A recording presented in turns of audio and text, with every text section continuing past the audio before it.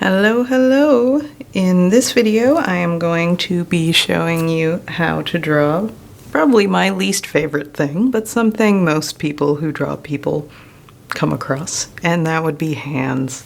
We all have them, generally, but you know, there's a lot of stuff going on in hands. So I'm going to show you a really quick generic way to draw some hands, and then talk a little bit about some anatomy, and then I'll show you mostly how I draw hands. So let's get started. Generally, we want to break our hands down into shapes. So first we want to think about the palm. Generally, it's a square to a rectangle shape. So I've got mostly pretty square palms. Other people might have longer hands. They're going to be more of a rectangular shape. The length of your fingers is usually about the length of your palm. So you can always measure that yourself and see what you think. So that's going to be your basic proportions. So if I'm going to be drawing a hand, I'm going to start with that box shape. And then I'm going to create kind of just a basic length that's the same as this right above it. From there, I'm going to really quickly just check the angle of my fingers. You notice how your fingers slope from your middle finger slightly. And then if we want to break this line right here, I'm going to curve it a little bit more. If you notice there's kind of a curve here. I'm going to break this down into quarters because I have 4 fingers. Wouldn't you know? So each of my fingers will relatively fit in that space. The thumb, you'll notice, kind of comes out of this space. You've got like the fleshy part of your palm, and then pretty much just a series of rectangles. I like to break my features down into shapes. It's a little bit easier for me. So really simple thumb, just looking at knuckles and all that jazz. All right, then we can just really simply just draw some lines up here to make fingers. If we really wanted, we can start adding more details. So when I am looking at my fingers, I notice that my middle finger is kind of crooked, and that's because I've sprained them a whole bunch of times. That's why you don't play sports, kids. You get broken. So I've got this weird little gap here between my fingers because they're gnarly. My pinky, I notice, lines up with my first knuckle of my ring finger. It's really short. This first line lines up with the middle line. And this one's just a little bit above this last space. So this really comes down further. And one thing I note right here is my finger kind of curves in and then comes back out again. So much of drawing hands is really just observation. So you can start with a formula, start with a little mitten and break it down, start with rectangles or triangles or, I don't know, rectangular prisms, all that jazz. But really, like, to make it realistic, you got to ditch the formulas and really look at what's going on in the hand itself.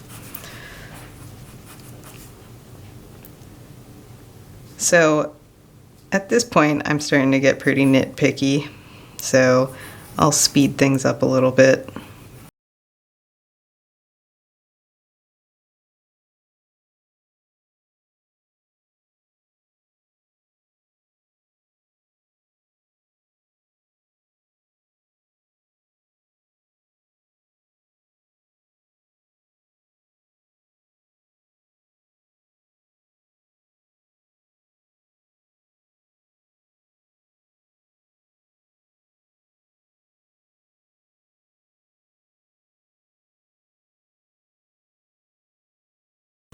And maybe while we're drawing this, we should just get into, learning some palmistry. Here's your lifeline, here's your heart line, and, this line means you're going to be really wealthy, or maybe you're going to die. I don't know. But yeah, so that's a basic hand. So we start with just the basic shapes, the square, double it up, make some lines, make some fingers from those lines, add a thumb. Hey, check that out. Basic hand. If we're going to draw a hand from a different angle, maybe splayed out or from a fist, we're going to have to change the way that we look at things. So perhaps if my hand is resting on its side, we're going to see hand like more of a wedge shape along the side of the hand, and then the thumb kind of comes out from there. And basically, if we think about our fingers as just like a bunch of little knuckles here, that's going to help us figure out where our hand is going. So this would be like perhaps if my hand is hanging downwards from my arm. This is like kind of a simple way of imagining what's going on. So you can just kind of go in and add in your little fingers as you go along.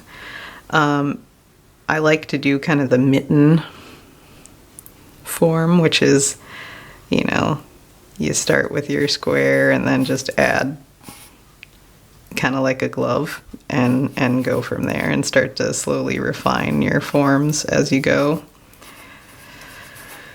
So this can be relatively simple if you work that way. I basically like to just break my forms down into simple shapes as I'm working. It helps give me an idea of the anatomy really roughly, and then I can go in and refine it later.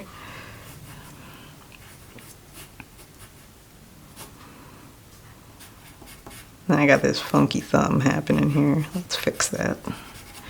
There we go. So those are kind of the formulaic ways of making hands. Now I'm just going to scooch my paper over.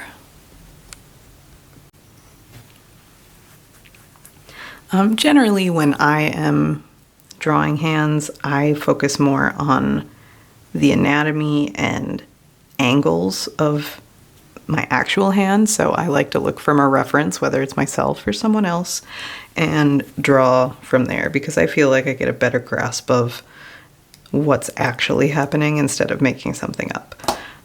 There's no right or wrong way. I mean, a lot of people are infinitely better than I am at just making stuff up, so more power to them. Absolutely. This is just the way that I like to work. So, say for example, if I'm going to do a fist, what I like to do is start with my basic shapes. And at this case, it's kind of like a, what would you call it, a trapezoid. So I start very rough. This is almost how I always started drawing. I like to be very loose and free and then tighten things up as I go. So I have this basic shape here. And now what I'm going to do is just kind of start checking my angles. So I'm actually holding my pencil up to the direction that things are going in my hand to give me a better idea of what I'm drawing. So what's interesting is the more you practice sighting angles, which is what I'm doing, the more you can start doing it without using your pencil. And it's definitely a trick that takes a lot of practice.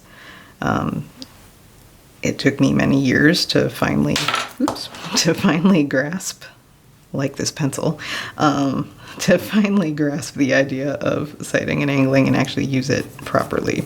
So don't get discouraged if it doesn't make sense to you right away, or if it's, complicated or isn't working the way it should, because there's subtle little adjustments and things that need to be made in order for it to work properly.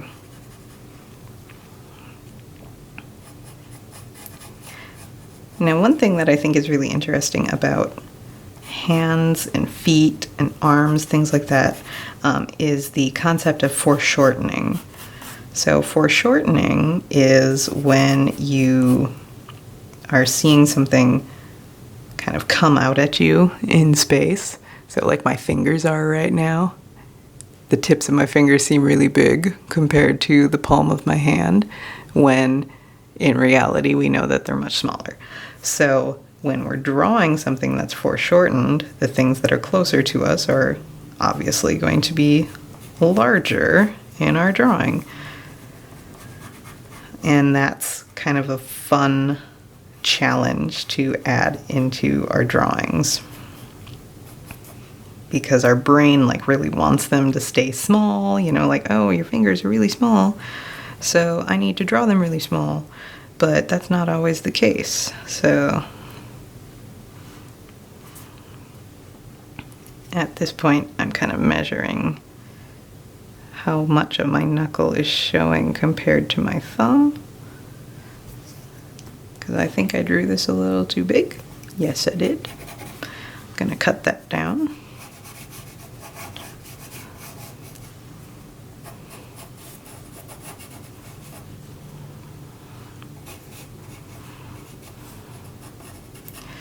So normally if I were doing this drawing not for a video, I would be starting with a much lighter pencil. So right now I'm using a 3B, which is a pretty soft, dark pencil. And if I were doing this to get started with a drawing that I was going to refine and, make much more realistic, I would be starting with a much softer, a harder pencil, which makes a lighter mark. So for example, like a 3H, think H for hard. So the harder your lead is, the lighter your marks are going to be. Most standard pencils are an HB, which is right in the middle of hard, and I like to think B stands for bold. I guess I never really figured out what it stands for, but that's how I remember it.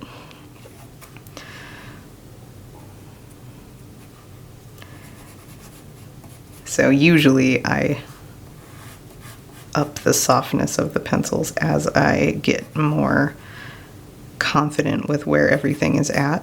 However, in this case, you need to be able to see what I'm drawing, so I'm going to nix all that and you'll just get to see all my mess, because that's interesting.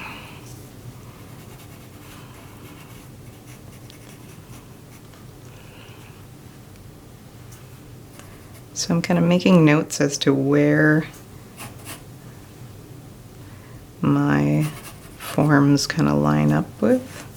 So checking to see where all the fingers kind of align, and that is going to help me place everything accurately.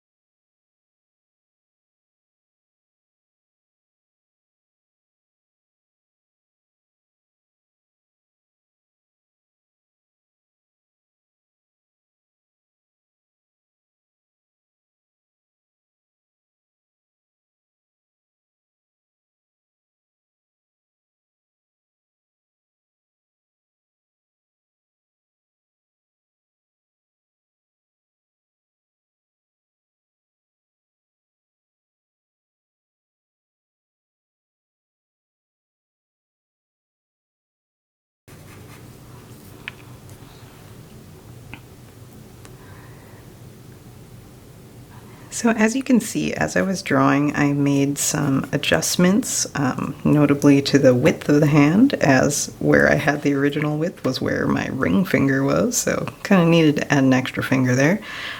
Doing so has helped kind of adjust the proportions and make everything a little bit more accurate as I'm working. So I think what's nice about working in the observational fashion is that there's always opportunity for change and adjustments. It's a continual process of, you know, going back and forth and working and making changes until things look right. So that way, you don't have to feel bad about making a mistake or anything. You know, it's not so bad. You're just trying to fight what your brain is telling you and really focus on what your eyes are telling you, because that is what's going to make the big difference in a drawing. Is, you know, if I draw what my brain is telling me, I'm gonna have, you know, like this nice like cartoony hand, or like, you know, here's my fist because my thumb's across it.